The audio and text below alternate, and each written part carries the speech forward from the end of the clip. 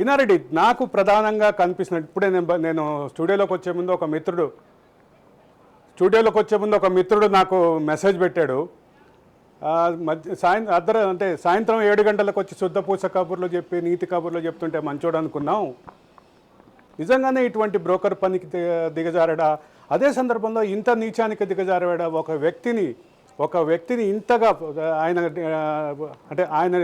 అడిగినటువంటి డిమాండ్కి తలొగ్గని కారణంగా ఇన్ని కేసులు పెట్టి ఇంత మానసిక క్షోభకి గురవటానికి కారణం ఏ స్థాయిలో దిగజారాడా అనేటటువంటి ప్రశ్న వస్తుంది. దీన్ని మీరు ఇన్నాళ్ల క్రైమ్ రిపోర్టింగ్ ఎక్స్పీరియన్స్లో ఇదొక కొత్త కోణంగా, నాకైతే కొత్త కోణంగా అనిపిస్తుంది. మీకు ఎట్లా అనిపిస్తుంది ఇన్నారెడ్డి? అరవింద్ గారు, మనం ఇక్కడ ఒక విషయం గమనించాలి. అంటే నేరస్తులు, నేర స్వభావం, బ్రోకరు, బ్రోకరిజం, వీటన్నిటిలో రకరకాల మోడ్ ఆఫ్ ఆపరేషన్స్ ఉంటాయి.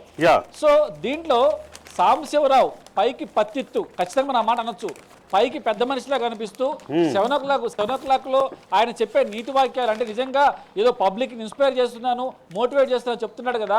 మరి ఈయన చేస్తున్న మోడ్ ఆఫ్ ఆపరేషన్ ఒకసారి చూద్దాం. అంటే మొట్టమొదటిగా పేపర్లో న్యూస్ చేయడం, తర్వాత భయభ్రాంతికి గురి చేయడం, తర్వాత కేసులు పెట్టడం. ఎటుకుంటే బీఆర్ఎస్ పార్టీకి సంబంధించిన పెద్ద నేతలంతా కూడా బాగా పరిచయము, డిపార్ట్మెంట్ కూడా ఆయన మీడియా కాబట్టి అది చెప్పింది వింటారు. కేసులు పెట్టించడం, కేసులు పెట్టించిన తర్వాత ఏదో రకంగా ఆయన భయభ్రాంతి గురించి డబ్బులు వసూలు చేయటం.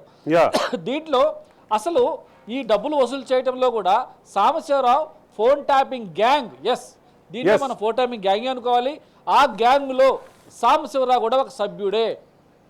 ఖచ్చితంగా సభ్యుడు కాకపోతే అంటే దీన్ని ఈ గ్యాంగ్ అని మనం చాలా దానికి ఉన్నటువంటి ఇంటెన్సిటీని, గ్రావిటీని తగ్గిస్తున్నామే అనిపిస్తోంది. ఎందుకంటే ఒక పక్క ఆర్థిక వసూళ్లు, రెండో పక్క రాజకీయ బెదిరింపులు, మూడో పక్క లైంగిక దోపిడీలు, రియల్ ఎస్టేట్ వ్యాపారం నుంచి పలు వ్యాపార సంస్థల్ని బెదిరించి చేసినటువంటి హంగామా, వీటన్నిటితో పాటు డబ్బుల సరఫరాకి కొత్త పేర్లు బయటకు వచ్చినాయి ఈరోజు. ప్రతిమా గ్రూపు, యశోద హాస్పిటల్, ప్రతిభా మెడికల్ కాలేజ్, యశోద హాస్పిటల్ వాళ్ళ అంబులెన్సుల ద్వారా తరలించారనేటటువంటి అంశం బయటకు వచ్చింది. వీటన్నిటినీ కలిపి చూస్తే లైంగిక వేధింపుల నుంచి మొదలు పెడితే ఆర్థిక దోపిడీ వరకు వీటన్నిటినీ కలిపి ఆలోచిస్తే ఖచ్చితంగా ఇది గ్యాంగ్ అనేది చాలా చిన్న పదంగానే భావించాలి. ఏమంటారు ఇన్నారెడ్డి? ఖచ్చితంగా అరవింద్ గారు, ఈ కేసులో మనం దాదాపుగా ఈ విషయాన్ని 2 నెలల క్రితమే పూర్తి స్థాయిలో సాంబశివరావు అని చెప్పి మరి మనం చెప్తున్నాం, ఎవిడెన్స్ చూపించాం, ఛాలెంజ్ కూడా విసిరాం. నిజంగా దమ్ముంటే, నిజంగా కనుక నువ్వు నీతిమంతుడు అనుకుంటే నువ్వు రా, లైవ్లో కూర్చో, లేదా మీ దగ్గర మేము వస్తాం అంటే ఆయన ప్రెస్ క్లబ్కి వచ్చి దొంగలాగా వచ్చి మన రిపోర్ట్లు అడిగిన ప్రశ్నలు కూడా సరే సమాధానం చెప్పకుండా దాటవేసిన వ్యక్తి ఈరోజు ఈ వేదికగా డైరెక్ట్గా అడుగుతున్నాం. మరి ఈ కన్ఫెషన్ రిపోర్ట్లో మరి నీ పేరు వచ్చింది, నువ్వు ఎలా వసూలు చేశావు, ఎలా కేసులు పెట్టించావు, శ్రీధర్ రావు అనే వ్యక్తిని ఏ రకంగా బెదిరించాడు? కన్ఫెషన్ స్టేట్మెంట్లో ప్రధాన నిందితుడుగా ఉన్నటువంటి వ్యక్తి నీ పేరు చెప్పడంతో పాటు ఆ క్రోనలాజికల్ ఆర్డర్ని డేట్లతో సహా మెన్షన్ చేయటం అనేది ఒక ప్రాథమికమైనటువంటి అంశంగానే భావించాలి. ఈ క్రైమ్కి సంబంధించినటువంటి, వసూళ్లకు సంబంధించినటువంటి, దోపిడీకి సంబంధించినటువంటి పలు అంశాలకి ఇది ఖచ్చితంగా ప్రాథమికమైనటువంటి ఆధారంగా భావించాలని అనిపిస్తోంది. ఏమంటారు? 100కి 100% ఇది ఎప్పుడైతే ఈ విషయం బయటకు వచ్చిందో అంటే భుజంగరావు యొక్క కన్ఫెషన్ స్టేట్మెంట్లో నీ యొక్క గుట్టు రట్టు మొత్తం అయిపోయింది. సో మొత్తం ఏం జరిగింది, ఏ రకంగా వసూలు చేశారు, ఎంత వసూలు చేసి, ఇక్కడ మనం ఒక విషయం గమనించాలి.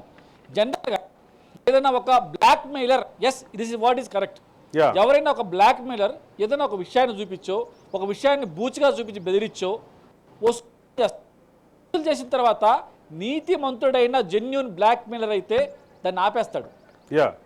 కానీ బ్లాక్ మెయిల్ అలా కాదు. ఏం చేశాడు?